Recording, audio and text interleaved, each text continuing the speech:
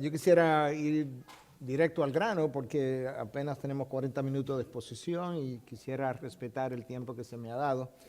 Pero el tema iba a decir que se me asignó, pero en realidad que me pidieron y entonces yo sugerí fue la era del Espíritu para la gloria de Cristo. Y quizás eso pudiera sonar un tanto extraño para algunos en vista de los abusos o los excesos que se han cometido a nombre de la tercera persona de la Trinidad.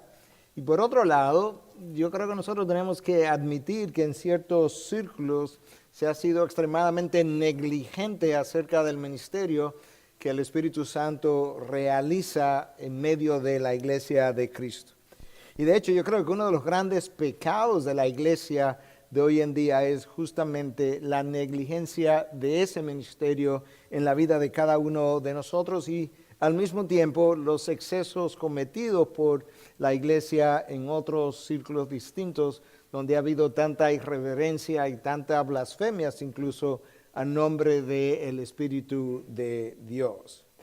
Y por eso cuando yo vi esta conferencia y los temas enfocados, realmente fue para mí de gran motivación porque creo que no había visto en los últimos años una conferencia, por lo menos entre gente ortodoxa que quisiera profundizar acerca de la obra del Espíritu en el tiempo de hoy.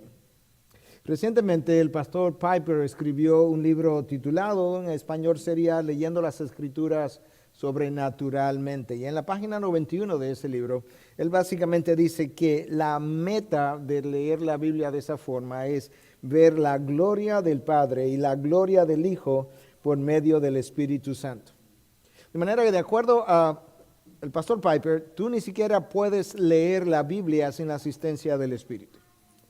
Por lo menos leerla apropiadamente. Y si yo no puedo hacer eso, mucho menos debiera tratar de predicar o de hacer misiones o de hacer cualquier otro ministerio sin contar con la asistencia del Espíritu de Dios. Se cuenta del gran predicador Lloyd Jones del siglo pasado, considerado uno de los grandes predicadores del siglo XX, para algunos el mejor predicador del siglo XX, que cuando él subía al púlpito, él tenía varios escalones y en cada escalón él se recordaba a sí mismo: yo creo en el Espíritu Santo, yo creo en el Espíritu Santo, yo creo en el Espíritu Santo. Y quizás detrás de esas palabras y creencias estaba el secreto de su predicación, porque cuando tú oyes a Lloyd Jones, por lo menos algunos de los mensajes que me ha tocado oír grabados, no hay una enorme oratoria y pasión y efusión. De hecho, me decía uno de nuestros grandes maestros de hoy en día, me reservo su nombre simplemente porque el comentario fue más o menos de esta forma. Yo lo oí, me decía él, varias veces, y cuando él comenzaba a hablar, tú decías, oh, qué aburrido. Y 10 o 15 minutos después, él te tenía en sus manos. Pero yo creo que el Espíritu de Dios te tenía en sus manos. Y es por eso que yo creo que esta conferencia es de vital importancia. Realmente, esta es la era del Espíritu de Dios para la gloria de Cristo. Leon Morris escribió un libro, Jesús es el Cristo, Jesus is the Christ. Y él dice que el prerequisito para el comienzo de esta era, como la era del Espíritu, era que Jesús muriera. Y él lo dice en base al texto de Juan 7:39, que habla de que el Espíritu aún no había sido dado, y dice el por qué, porque Cristo aún no había sido glorificado. Y en el contexto del Evangelio de Juan, la hora de la glorificación de Cristo fue la hora de su muerte, de manera que pudiéramos decir que el Espíritu no había sido dado porque Cristo aún no había muerto, y Cristo necesitaba morir para que el Espíritu pudiera ser enviado. Ciertamente nosotros no pudiéramos llevar la vida cristiana en ninguno de sus aspectos sin contar con la asistencia significativa del Espíritu de Dios. J.I. Packer escribió un libro, Keep in Step with the Spirit, y él dice lo siguiente: la esencia del ministerio del Espíritu Santo en este o cualquier otro tiempo de la era cristiana es mediar la presencia de nuestro Señor Jesucristo. Y entonces él agrega, mediar la presencia de Cristo es un asunto del Espíritu, haciendo lo que sea necesario para la creación, sostenimiento, profundización y expresión de nuestra relación con Jesús. El Espíritu haciendo lo que sea necesario, no solamente para crear mi relación con Cristo, no solamente para mantener mi relación con Cristo, sino también para nutrirla, alimentarla y fortalecerla. El texto que nosotros vamos a estar leyendo en un momento es parte de una larga conversación y una íntima conversación que Cristo tuvo con sus discípulos la noche antes de su crucifixión en el aposento alto y que toma varios capítulos en el Evangelio de Juan. Y durante esa larga conversación, Él les comunicó grandes verdades de grandes envergaduras. Él les habló acerca del cielo y cómo se llega allí, le habló de cómo orar en su nombre, le habló de cómo servir y por eso llegó hasta lavarle los pies durante ese tiempo. Les habló de cómo ser fructífero porque en eso es glorificado mi Padre. Le habló de Él como la vid y de nosotros como los pámpanos o los sarmientos. Pero con relación al Espíritu Santo, es como si Cristo se hubiese parqueado en un momento dado de la conversación y hubiese dicho que ahora ustedes necesitan escuchar algo que es vital para la vida que va a continuar en unas horas cuando yo parta de este mundo. Él les comunicó cosas que nunca le había dicho en 3 años, literalmente, con relación al ministerio del Espíritu. Y quizás no lo había hecho porque Él todavía estaba presente y quizás ellos podían y hicieron así, dependían de Él continuamente. Pero ahora que la hora de su partida estaba cerca, ellos necesitarían confiar su vida a otra persona. Y entonces el Espíritu de Dios era esa otra persona que sería enviada a reemplazar literalmente el ministerio de Jesús. Y Él le habla entonces del Espíritu como el Paracletos, como aquel que vendría a su lado. Juan 14, 16. Le habla como el ayudador que sería enviado por el Padre en respuesta a la oración de Cristo, de manera que Cristo ora al Padre y el Padre envía al Espíritu junto con Cristo, pero es en respuesta a una oración que Cristo dice que Él haría para que tal cosa ocurriera, y eso está en Juan 14, 16.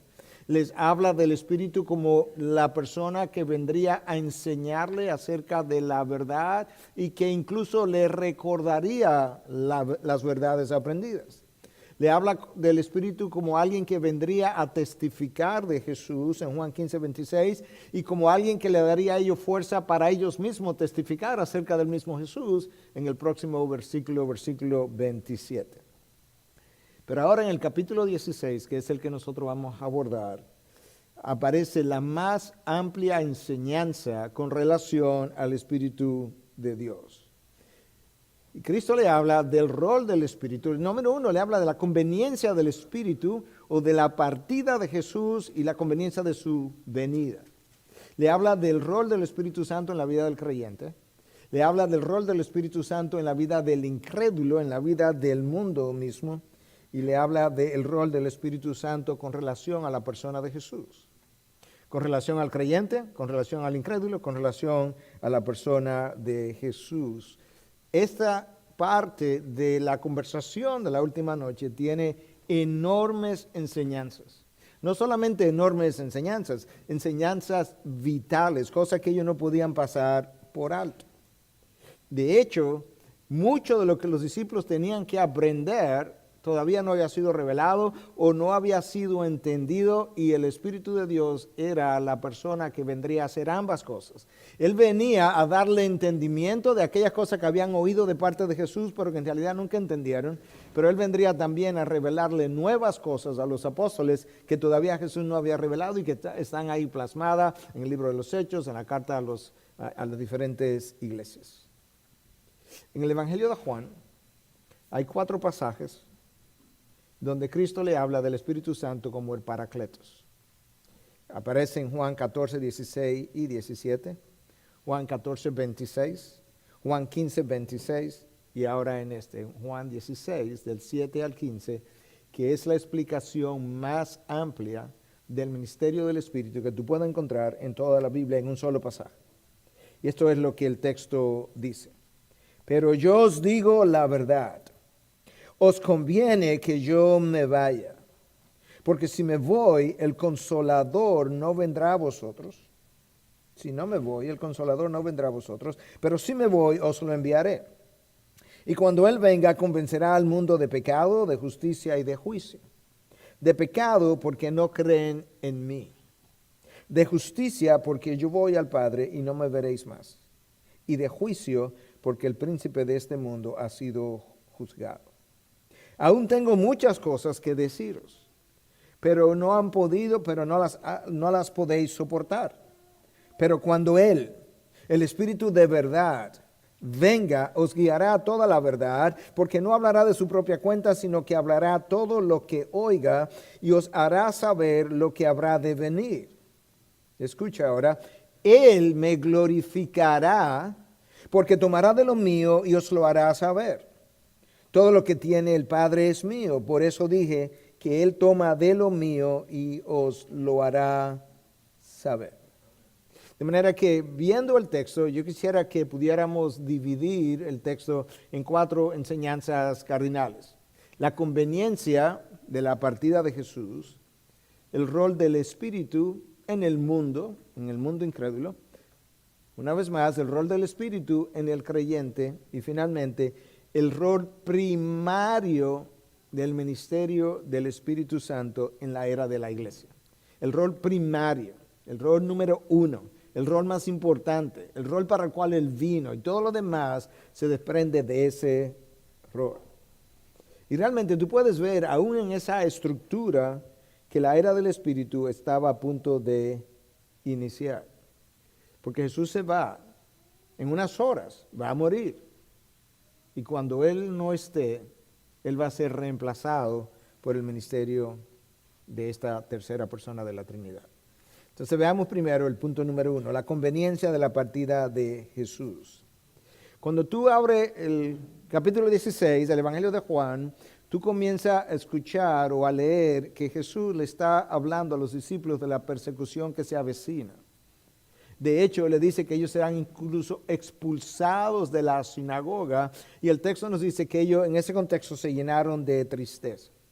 Imagínate ahora cuál sería el estado de ánimo de estos discípulos que han pasado 2 años y medio, 3 años y medio con Jesús de manera íntima y que encima de todo esto que han escuchado acerca de la persecución que ya se avecina, ahora Cristo les dice que Él se va. Y le dice incluso, no solamente que me voy, a ustedes les conviene que yo me vaya. Es mejor que yo me vaya.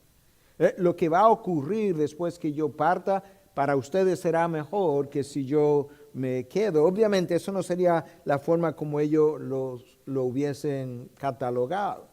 Pero Jesús dice, os digo la verdad, os conviene que yo me vaya.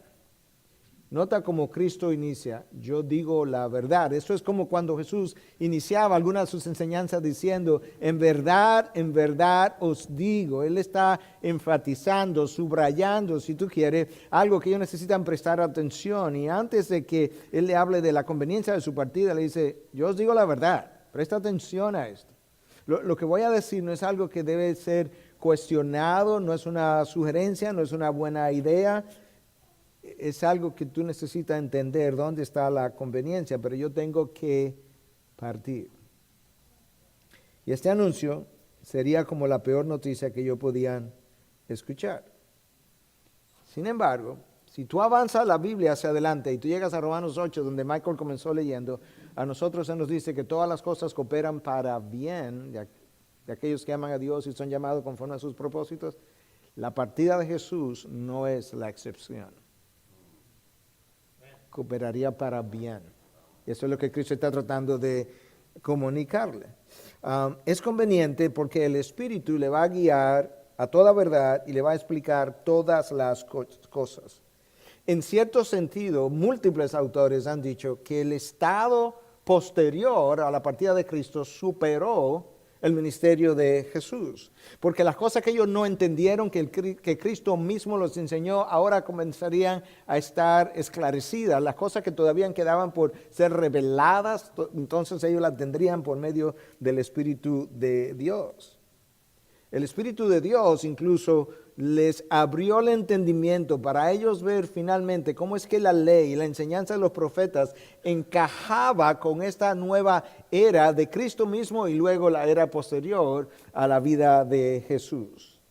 Era necesario que Jesús partiera para ello poder integrar su teología. Yo no sé cuántos de ustedes se han percatado que a la medida en que pasan los años, tú comienzas a integrar tu teología. Por muchos años yo tenía muchos de los conocimientos que tengo hoy, pero eran como islas aisladas en mi mente, que yo podía como defenderlas aisladamente, pero comenzó a llegar un momento, muchos años después, donde esas islas comenzaron como a integrarse en un continente. Y yo podía ver no solamente la teología, pero la consejería bíblica, la experiencia, cómo se dio esto, cómo se daba aquello en la práctica, cómo se aplica lo otro, y de repente como que el rompecabezas comenzaba a armarse.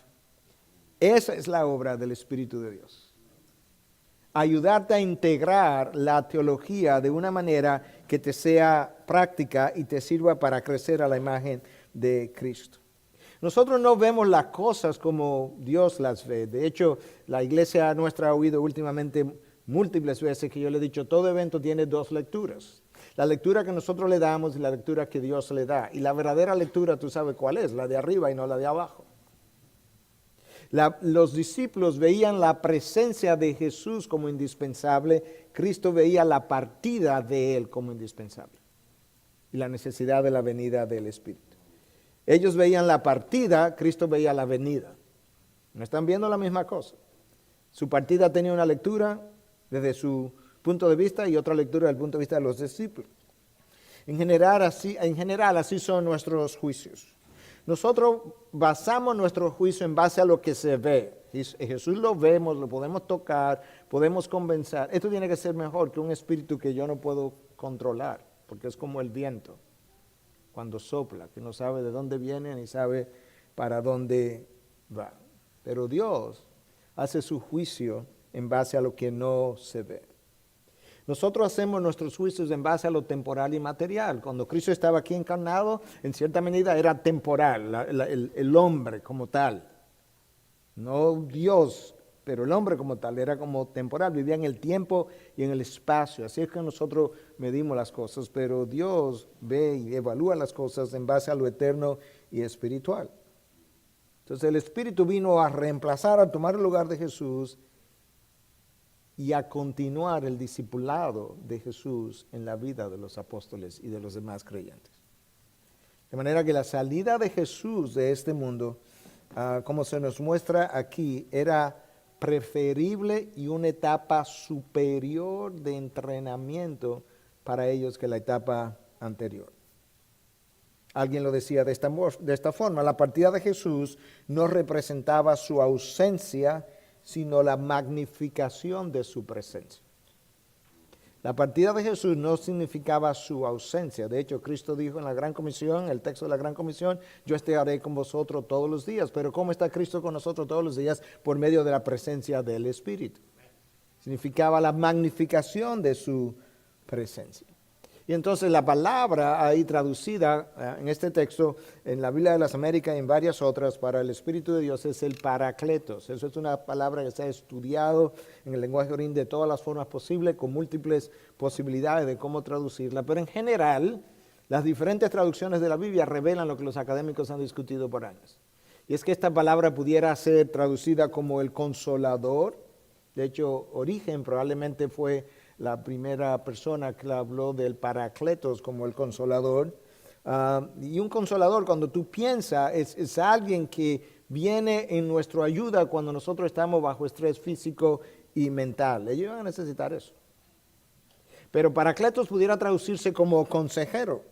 Y así ha sido traducido en algunas versiones. Alguien que puede orientarnos cuando las decisiones son complejas, cuando estamos confundidos. Alguien que nos ayuda a descifrar lo que no está claro, y el Espíritu hizo eso para ellos. Paracleto puede ser traducido como intercesor, alguien que sirve de puente entre dos grupos o personas. De hecho, Michael se aludió a esa función del Espíritu cuando introdujo este tiempo en la mañana, hablando de que el Espíritu ora por nosotros con gemidos indecibles cuando nosotros no sabemos cómo orar. Él es un intercesor. Pero un paracletos también puede ser un defensor. Y Juan, en su primera carta, Juan, el que escribió este evangelio, escribe 3 cartas. En su primera carta dice que nosotros tenemos abogado frente al Padre. Bueno, eso es lo que el Espíritu de Dios hace en ocasiones. Es nuestro defensor. De hecho, Jesús le enseñó que cuando fueran llevados bajo la persecución ante las autoridades, que no se preocuparan de lo que ellos iban a decir, que el Espíritu hablaría por ellos o a través de ellos. Paracletos puede ser traducido como un fortalecedor, alguien que te ayuda a crecer y a resistir. El Espíritu hace eso. O alguien que viene a tu lado. La raíz es paracaleo, alguien que viene a tu lado a hacer un trabajo, que va a caminar contigo. Y de hecho, no solamente vino a nuestro lado, vino a estar dentro de nosotros, de tal forma que Cristo estaba con nosotros, pero cuando Él parte, ahora Dios está en nosotros. No solamente Dios está por nosotros, no solamente Dios está con nosotros, pero ahora Dios está en nosotros. Está más en Manuel que antes. Eso es increíble. Piensa por un momento, si tú tienes, yo no sé mucho o no sé nada realmente de básquetbol y demás, pero si tú fueras un jugador de básquetbol y fueras a tener un entrenador, ¿tú prefieres un entrenador que está afuera dándote direcciones? O imagínate que un Michael Jordan dice, ¿tú sabes qué? Yo tengo la posibilidad de entrar dentro de ti y entrenarte desde adentro y ayudarte a ver y a correr y a tirar y a saltar. ¿Cuál sería la mejor forma de hacer eso? El Espíritu de Dios es el entrenador. Esa es su función, entrenarme para ser un buen discípulo de Jesús, el mejor discípulo posible. La pregunta es si yo estoy dispuesto a cederle mi control, a cederle mi vida, a cederle mi mente, a cederle mis emociones, a cederle mi lugar, a cederle mis sueños, a cederle mis pretensiones, a cederle básicamente todo para que Él me ayude a vivir el señorío de Cristo en cada una de esas áreas. De manera que era conveniente que Cristo se fuera. Punto número 2, el rol del Espíritu Santo en el mundo con el incrédulo. Jesús comunicó muchas cosas acerca de cuán amplio sería el ministerio del Espíritu Santo. Y una de las cosas que puede llamar la atención es que el ministerio del Espíritu se extendería a su labor en el mundo mismo, para con el incrédulo. Escucha lo que dice el versículo 8 a 11. Y cuando Él venga, convencerá al mundo de pecado, de justicia y de juicio. De pecado, porque no creen en mí. De justicia, porque yo voy al Padre y no me veréis más. Y de juicio, porque el príncipe de este mundo ha sido juzgado. Ese es uno de los textos que ha tenido múltiples interpretaciones también. Cómo tomar la palabra convencería, que en inglés es traducido como convicting, alguien que iba a traer convicción al mundo y que iba a traer convicción en diferentes áreas. Una relacionada al pecado, una relacionada a la justicia y otra relacionada al juicio. Bueno, unos han opinado que lo que el Espíritu iba a venir a hacer era a convencer o a mostrarle al mundo cuán errado ha estado en esas 3 áreas, en su concepción del pecado, del juicio y de justicia. Durante el ministerio de Jesús, el Espíritu de Dios, o mejor dicho, Cristo, fue el testigo contra el mundo y su iniquidad y su pecado. Cuando Cristo partiera, este era el testigo contra el mundo. Ese sería su rol. Entonces el Espíritu Santo vendría y acusaría al mundo de pecado, dice Cristo literalmente. Y Cristo reveste es quizás la función más clara de todas, porque en el versículo 9 dice, porque no ha creído en mí. El Espíritu Santo vendría y acusaría al mundo de incredulidad. Acusaría al mundo de haber negado a Cristo a pesar de las amplias evidencias mostradas en favor de que Cristo era la persona que Él dijo que era. Entonces Él vendría a convencer al mundo de pecado, pero en particular de su incredulidad acerca del personaje de Jesús. Él vendría en segundo lugar a convencer al mundo de justicia.